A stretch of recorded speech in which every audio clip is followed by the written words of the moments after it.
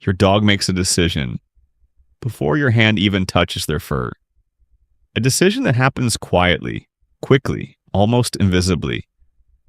Most people never notice it because nothing dramatic happens. There's no bark, no obvious protest, no sudden movement, just a pause. A subtle change in the air between you.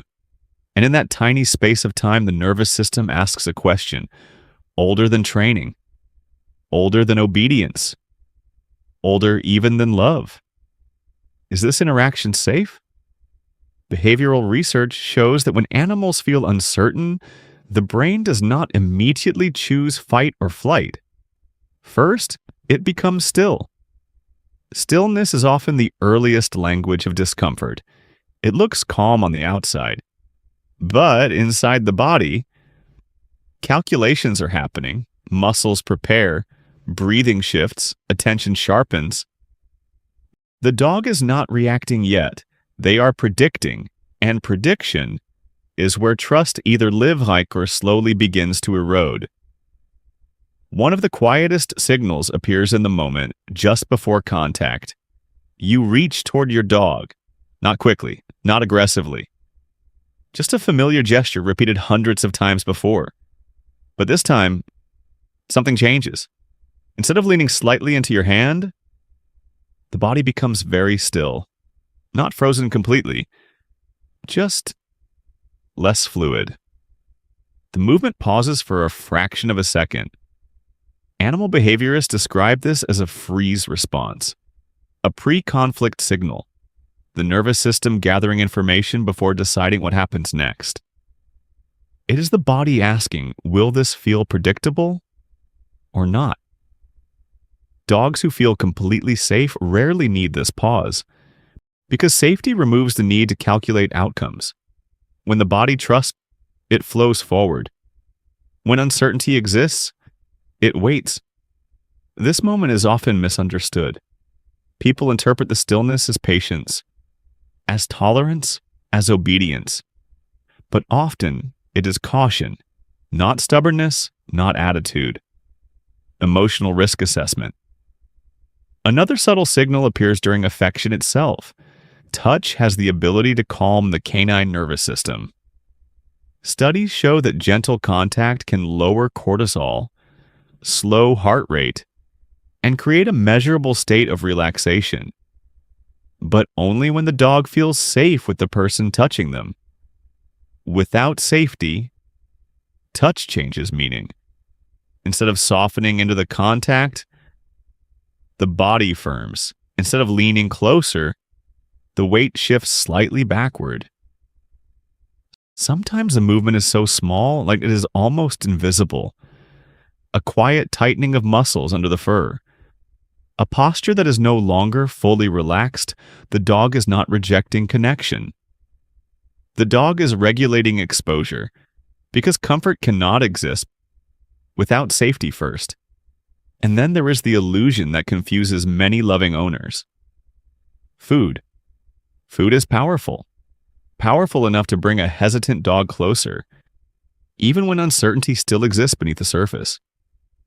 A dog approaches, takes the treat gently. For a brief moment, everything appears normal. The interaction seems easy. Trust seems present. But the truth often reveals itself immediately after the reward disappears.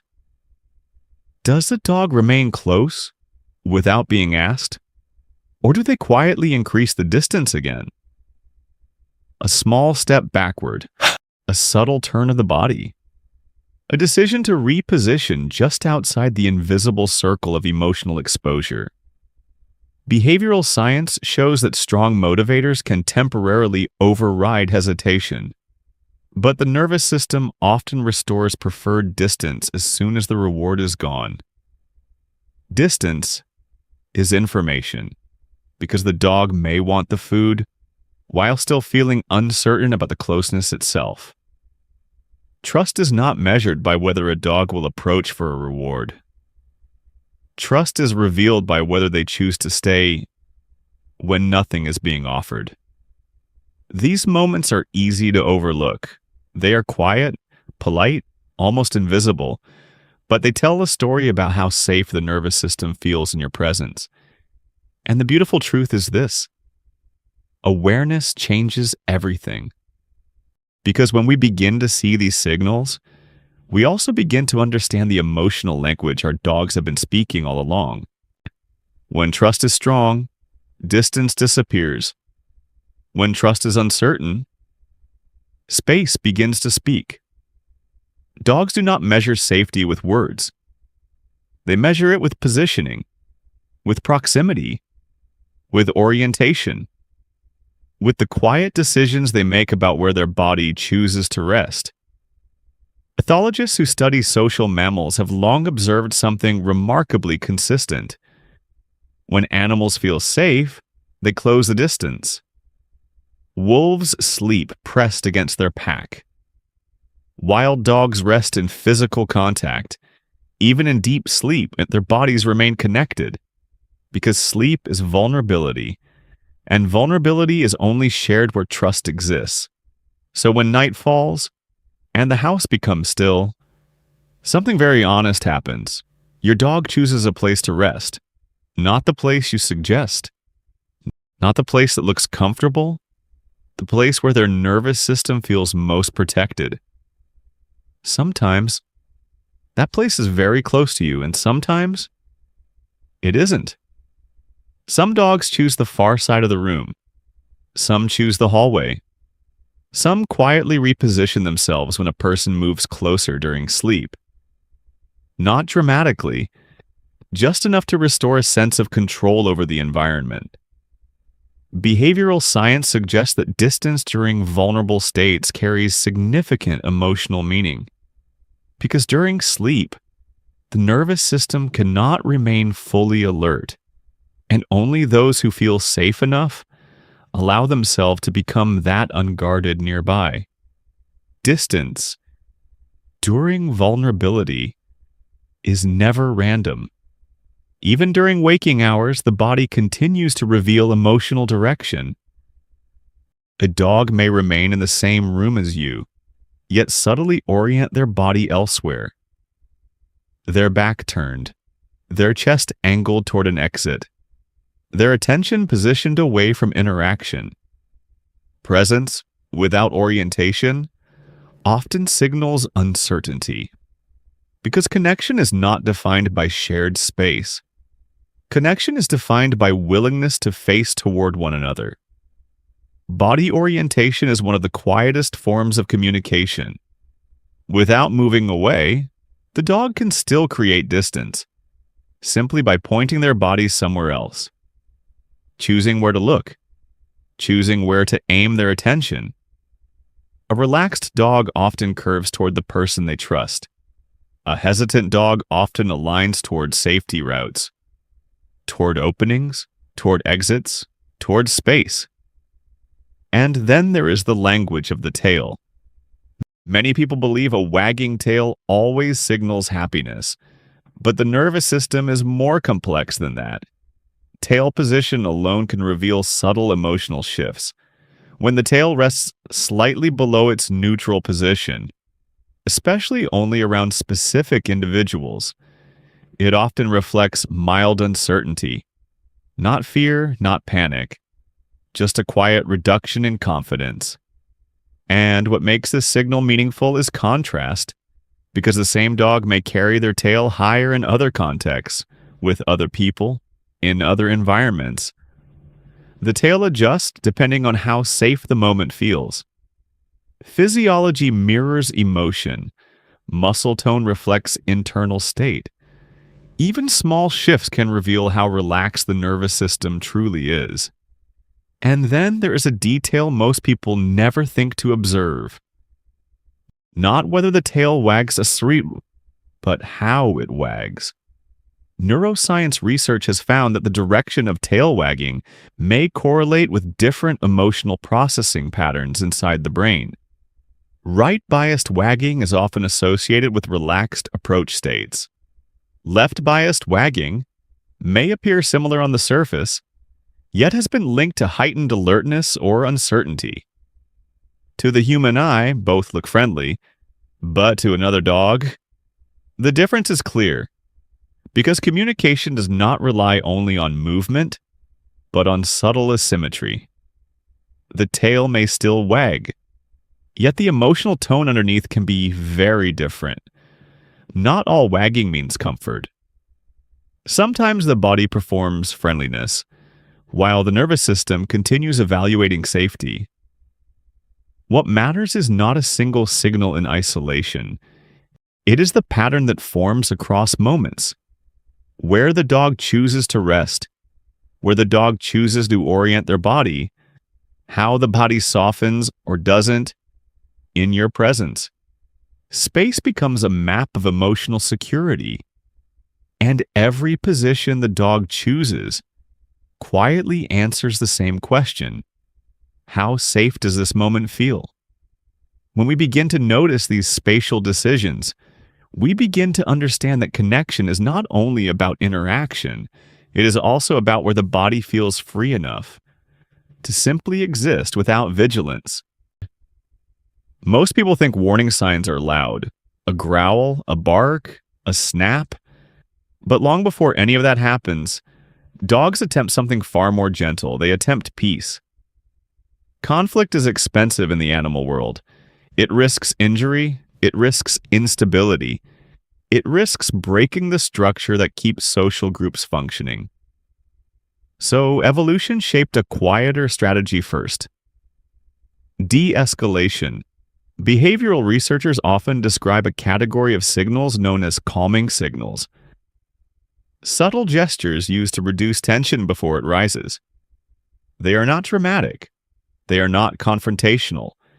In fact, they are often so polite that humans completely miss them. One of the most overlooked signals appears in the face. A dog may yawn just as you approach, not after exercise, not when they are tired, but specifically when the social pressure increases. The timing is meaningful. Because this type of yawn is not about sleep, it is about regulation. The nervous system releasing tension through a small, controlled behavior. A quiet attempt to communicate. I mean no harm. I am trying to stay calm.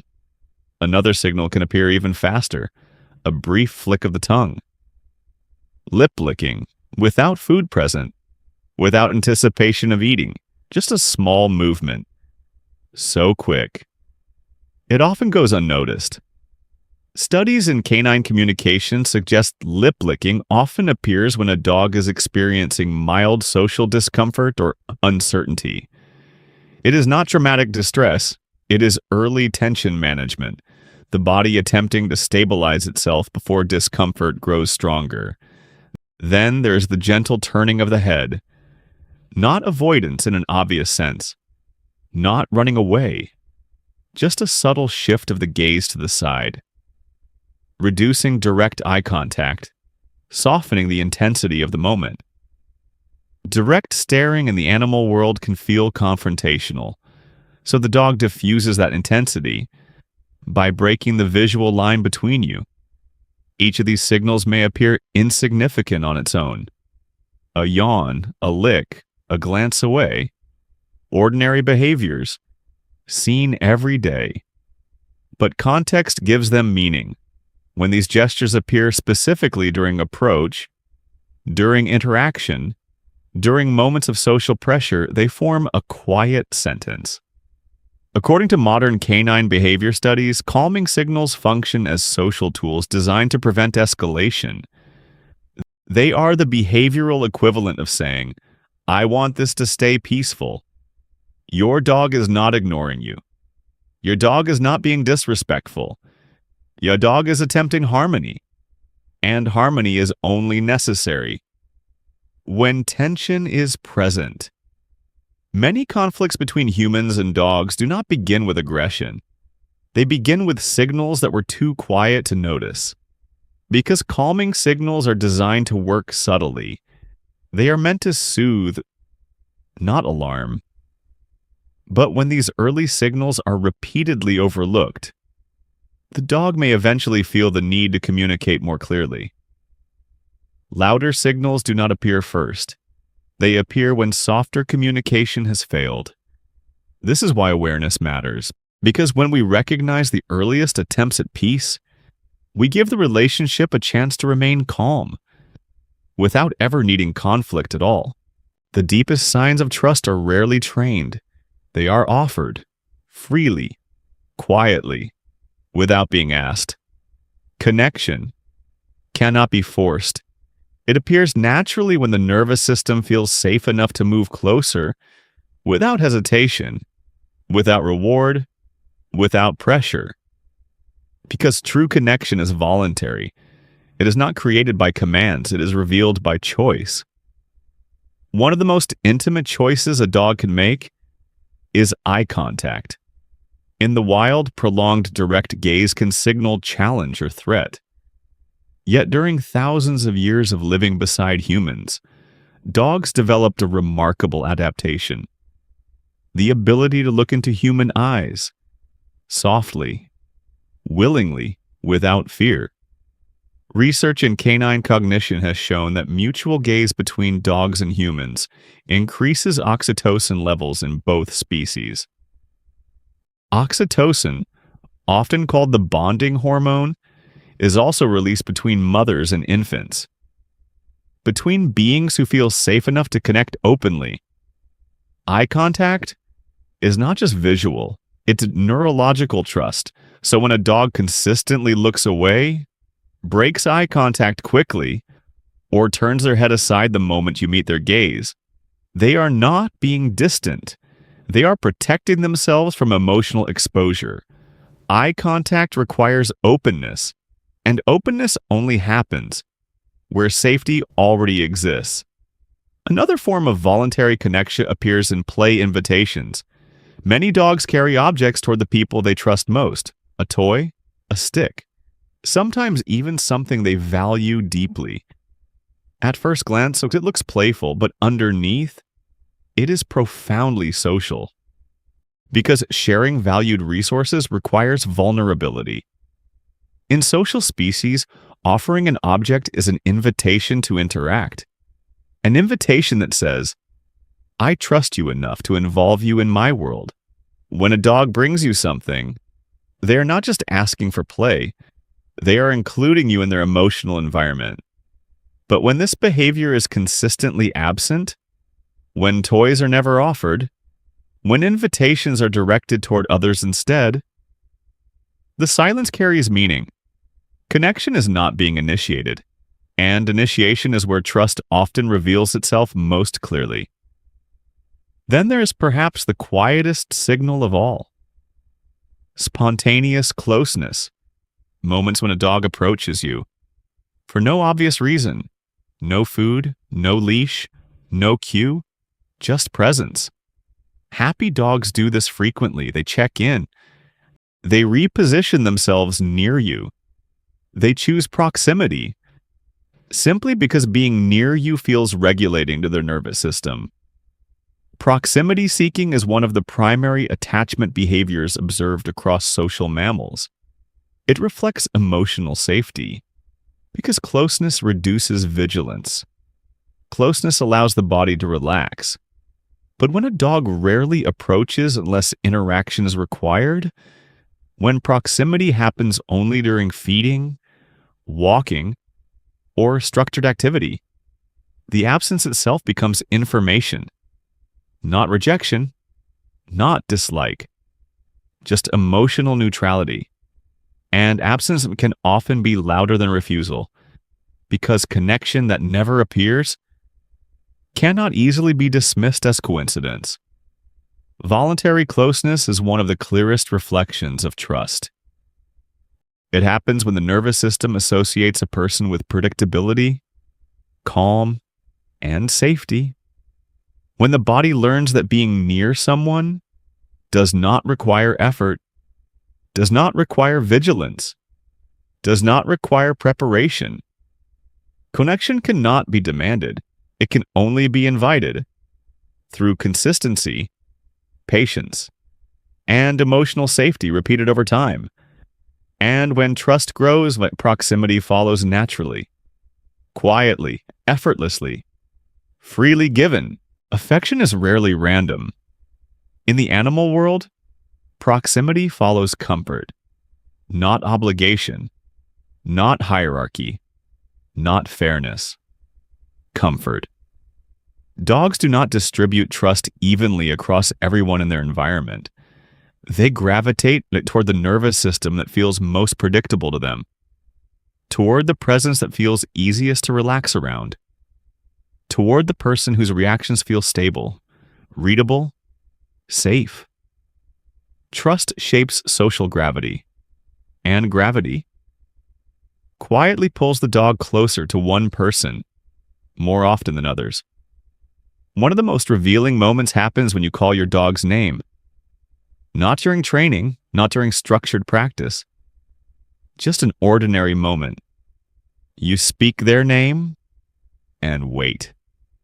What happens next often reflects more than obedience. Some dogs respond immediately, with loose movement and a relaxed posture, open attention. Others hesitate. A pause, a delay, a moment where the body seems undecided. Then something subtle happens. The dog moves, but not toward you, toward someone else in the room, someone else in the household, someone else whose presence feels easier to interpret. Research in animal cognition suggests that dogs tend to approach individuals associated with consistent positive emotional experiences. Because predictability reduces mental effort, the nervous system prefers environments that require less vigilance. This is why recall is not always just a training issue. Sometimes it is relational information, because training teaches behavior, but emotional safety determines willingness. A dog may understand the cue perfectly, yet still choose proximity elsewhere. Not out of disobedience, but out of preference. Preference shaped slowly, through repeated interactions, repeated emotional impressions, repeated moments where the body either relaxed or stayed slightly alert. And this preference often becomes most visible in quiet social choices. Who the dog greets first when entering the room, where they settle when multiple people are present, whose side they choose during moments of rest. These decisions rarely happen consciously. They emerge from accumulated emotional memory. Attachment preference forms gradually. Through patterns of interaction, the nervous system learns to trust. Because trust is directional. It flows more strongly where safety has been felt more consistently. Dogs do not divide affection equally simply because multiple humans are present. They orient toward the person whose presence feels most regulating, most understandable, most emotionally stable. This does not mean the dog dislikes anyone else. It simply means the nervous system has learned where it can rest most easily. And rest is always drawn towards safety. Social preference is not about competition. It is information. Information about which interactions feel effortless and which interactions still require caution. Trust is not measured by how much a dog obeys. It is revealed by where the dog chooses to be, when they are completely free to choose. Because choice is where emotional truth becomes visible.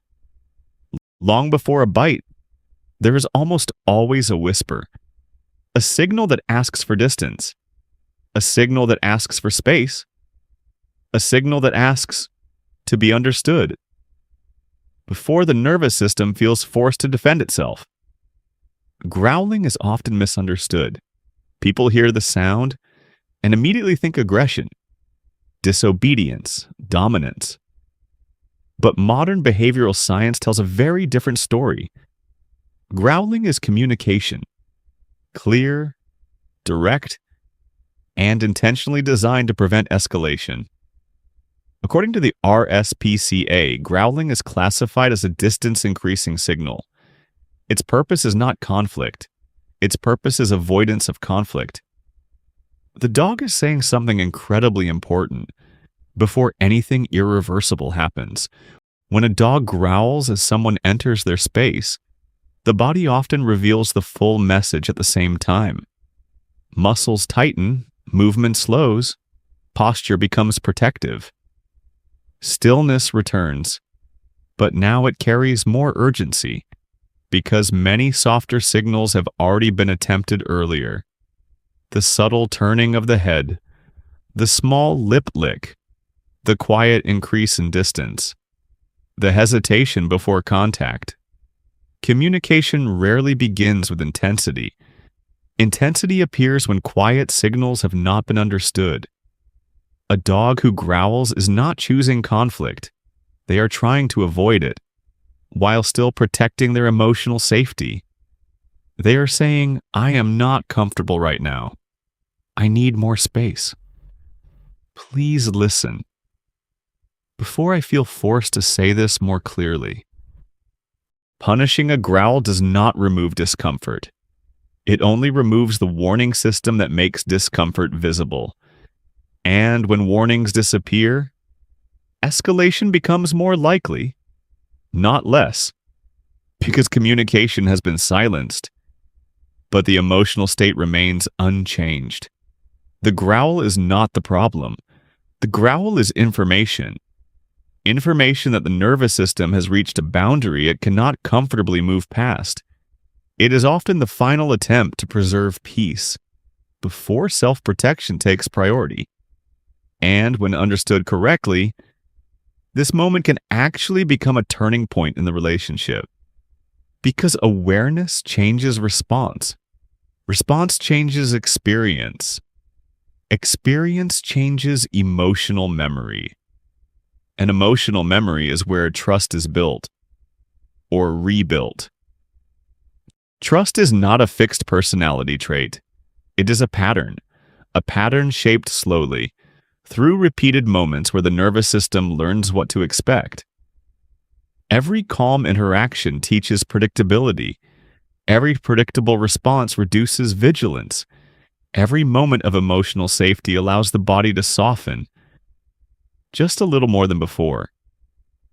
Trust grows quietly, often invisibly, until one day the hesitation disappears.